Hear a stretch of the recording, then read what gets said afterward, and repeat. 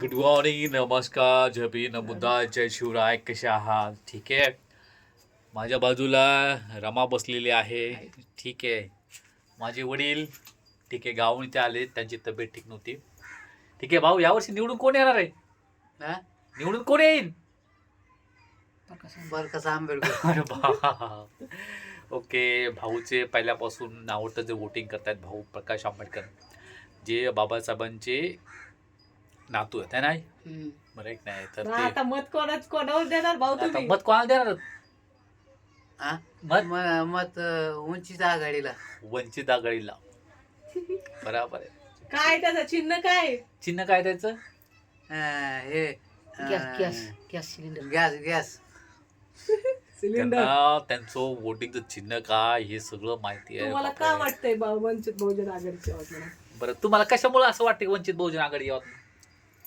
याच्यामुळं वाटतंय की प्रकाश आंबेडकर हे व्हावं मुख्यमंत्री होतो. अरे बापरे. बरोबर आहे. त्यांचं असं म्हणणं आहे की बाबासाहेबांचे नातू आहेत प्रकाश आंबेडकर आदरणीय, माझे खासदार आहेत, आणि शिवाय म्हणजे त्यांचे अकोल्यामध्ये खूप सारे म्हणजे आमदार आहेत, है ना. तर मला वाटतं असं वाटतं की ते जर आले तर आपल्या महाराष्ट्राचं काहीतरी होईल, है ना. बरं आहे की नाही भाऊ? बरोबर आहे. बरोबर आहे ना? हो. हां, ठीक आहे. तर बघूया, निवडणूक जवळ आलंय, निवडणुकीचं वातावरण चालू आहे. हां हा, पण असं का वाटतंय नेमकं बाळासाहेब आंबेडकरच यावं म्हणून? हां. का रामा वाटतंय म्हणते असं का वाटतं की बाळासाहेबच येतील? मला वाटतं की ते बाबासाहेबाचं रक्त बाबासाहेब त्याच्यावर. आंबेडकराचा नातू आहे. हा. ते काय कार्य करीन, मग काहीतरी कार्य करीन. बाबासाहेब सारखंच काम करते असं. पुन्हा संविधान बदलायचे म्हणतात तर बदललं नाही पाहिजे.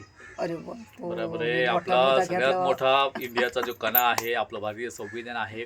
भारतीय संविधान जिवंत आहे म्हणून आपण जिवंत आहोत, कारण की भारतीय संविधान जे आपले राईट्स दिले, आपले जे अधिकार आहेत ते सध्याचं आपण आपल्याला सध्या ते राईट्स खूप इम्पॉर्टंट आहे.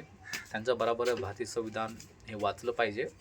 आणि पण असं कोणीही नाही की मला वाटतं भारतीय संविधान बदलू शकेल, कारण की भारतीय संविधान बदलणं एवढं साधं आणि सोपं नाही आहे. बरं, कारण की ते लिहिले आहे डॉक्टर बाबासाहेब आंबेडकरांनी. बरं की नाही. तर भारतीय संविधान असं मला तर वाटत नाही भाऊ भारतीय संविधान कोणी बदलेल म्हणून. नाही ते याच्यात मंत्रिमंडळाचं म्हणतात इकडं बाहेर म्हणतात की एवढं लिहिलं तेवढं लिहिलं, आणि ते नवीन पुस्तक ते ओलीस संविधानचं कशाला.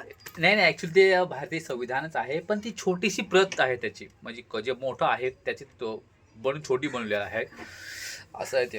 पण ते भारतीय संविधानाचं हे आमच्या मातोश्री आहे, ज्याने आम्हाला मोठं केलं.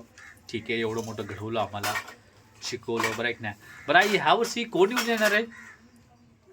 आंबेडकराचे नातू प्रकाश आंबेडकर. हा, प्रकाश आंबेडकर निवडणार आहे ना. हो, तुम्ही गावाकडे असेल त्यालाच वोटिंग करताय ना? गावाला आम्ही वोटिंग त्यांनाच करतो.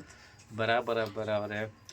तर मला वाटते असं सगळ्यांचीच अशी अपेक्षा आहे की आदरणीय बाळासाहेब आंबेडकर हे निवडून येतील आणि निवडून आले पाहिजे. पण का निवडून आले पाहिजे? काय म्हणजे काय पाहिजे नेमकं तुम्हाला त्याच्यावर? कारण ते आंबेडकराचे नातू ते हा. बाबासाहेब आंबेडकरासारखंच काहीतरी मोठं कार्य करून दाखवतील हां, अशी आशा सगळ्याला, म्हणून निवडून त्याला आणणं गरजेचं आहे.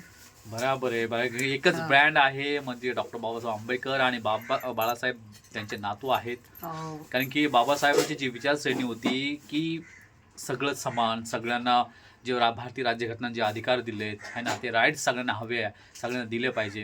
कारण की जे राईट्स आहे ते राईट्स खूप इम्पॉर्टंट आहे, जे भारतीय संविधानाने आम्हाला दिले आहे. कारण की आम्हाला जगण्याचा अधिकार जे आहे ते केवळ बोलण्याचा अधिकार जो आहे, स्त्रियांना मानाने ज्या चालत आहेत त्यांना ते राईट्स केवळ भारतीय संविधानामुळे आहे. आता यांचंच ऐका, हां, त्यांचंच ऐका. त्यांनी किती 35 वर्ष आहे, किती वर्ष तुम्ही 35 वर्ष मी अंगणवाडी केली केवळ माझ्या बाबासाहेबामुळं. हां. कारण माझं खूप समजा शिक्षण किती शिक्षण माझं 7वी पासच होतं. मला खूप प्रयत्न केले काढणाऱ्यांनी, परंतु केवळ आंबेडकराच्या हे असल्यामुळं मी नाही निघू शकले. खूप प्रयत्न केले लोकांनी. मी 35 वर्ष नोकरी केली अंगणवाडीमध्ये. केवळ माझ्या आंबेडकराचा आशीर्वाद असल्यामुळं मी तिथं टिकले गेले.